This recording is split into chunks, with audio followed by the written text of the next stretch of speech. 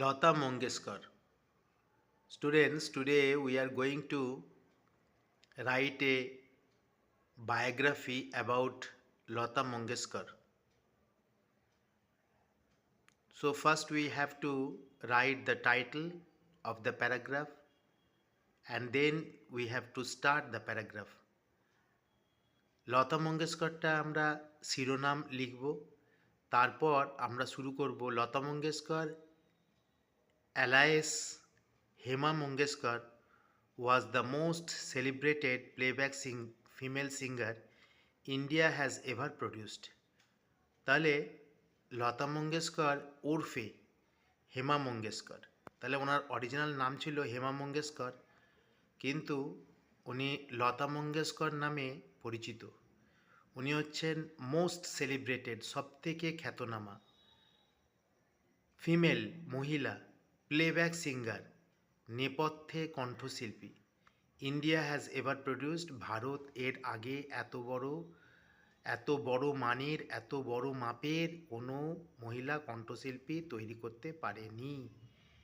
তাহলে উনি হচ্ছেন সবথেকে বড় কণ্ঠশিল্পী, মহিলা কণ্ঠশিল্পী, নেপথ্যে গান।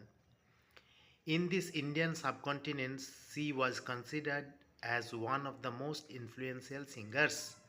In this Indian subcontinent, ভারতীয় উপমহাদেশে, she was considered, তাকে বিবেচনা করা হয়, as one of the most influential singers, অনেকগুলোর মধ্যে একটি, সবথেকে বড় প্রভাবশালী গায়িকা, অর্থাৎ তিনি হচ্ছেন সবথেকে বড় একজন প্রভাবশালী গায়িকা, সেটাই তাকে বিবেচনা করা হয়। কুইন অফ মেলোডি মানে হচ্ছে সুরের রানী, and voice of the millennium মানে সহস্র শতাব্দীর গলা, শতাব্দী, মিলিনিয়াম হচ্ছে শতাব্দী, তাহলে শতাব্দীর গলা, শতাব্দীর ভয়েস। আর এই দুটো হলো সাম অফ দ্য অ্যাপিলেশনস, কিছু খেতাব, her fans like to call her with, তার ফ্যানরা, তার চাহাত প্রেমিকরা তাকে খেতাব দিয়েছে। কি খেতাব দিয়েছে? কুইন অফ মেলোডি এই খেতাব দিয়েছে। ভয়েস অফ দ্য মিলিনিয়াম, শতাব্দীর কণ্ঠ, এই খেতাবটাও তিনি তার ফ্যানদের কাছ থেকে পেয়েছিলেন। She was born on 28 September 1929. 1929 সালের 28শে সেপ্টেম্বর তিনি জন্মগ্রহণ করেন। লতা দিদির parents were Dinanath and Shevanti Mangeshkar. Lata দিদির বাবার নাম ছিল দীননাথ মঙ্গেশকর, মায়ের নাম ছিল শিবান্তী Mangeshkar. She ruled the Indian film industry for 8 decades with a variety of songs. তিনি 80 বছর, ডিকেটস হচ্ছে 10 বছরকে ডিকেটস বলে, তাহলে 80 বছর ভারতীয় সিনেমা শিল্পে অনেক ধরনের গান গেয়েছেন, অনেক রকমের ভ্যারাইটি অফ সংস, অনেক রকমের গান গেয়েছেন।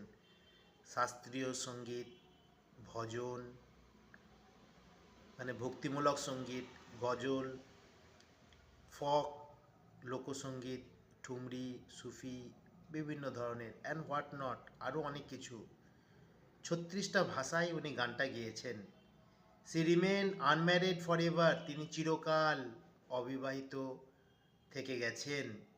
C became an MP of Rajya Sabha from 1999 to 2005, তিনি 1999 সাল থেকে 2005 সাল পর্যন্ত রাজ্যসভার এমপি ছিলেন, মেম্বার অফ পার্লামেন্ট ছিলেন।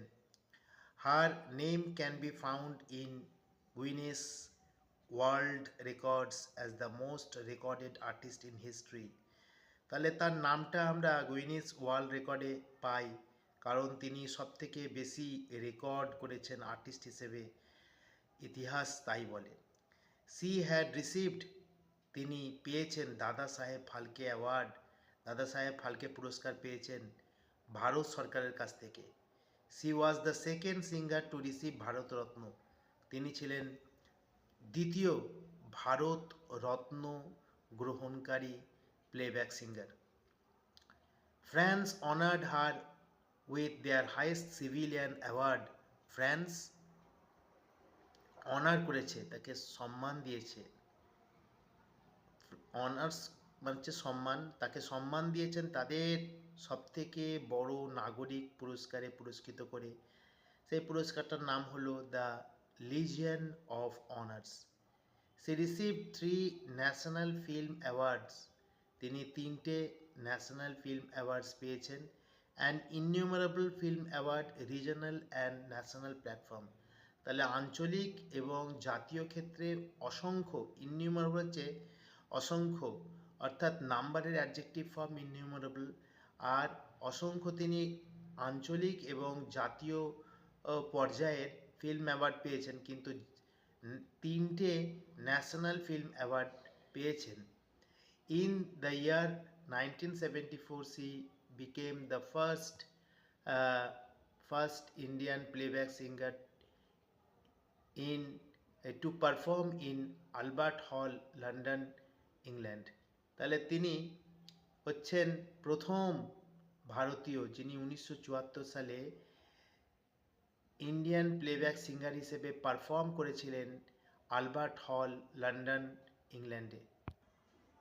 তাহলে আলবার্ট হলে তিনি প্রথম মানে Indian playback singer to perform করেছিলেন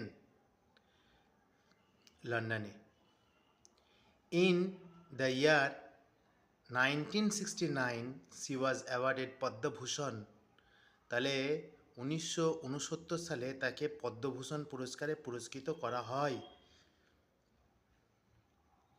and after 30 years পদ্মবিভূষণ, এবং 30 বছর পর তাকে পদ্মবিভূষণ পুরস্কারে পুরস্কৃত করা হয়। অর্থাৎ পদ্মভূষণ আর পদ্মবিভূষণের মধ্যে 30টা বছর কেটে যায়।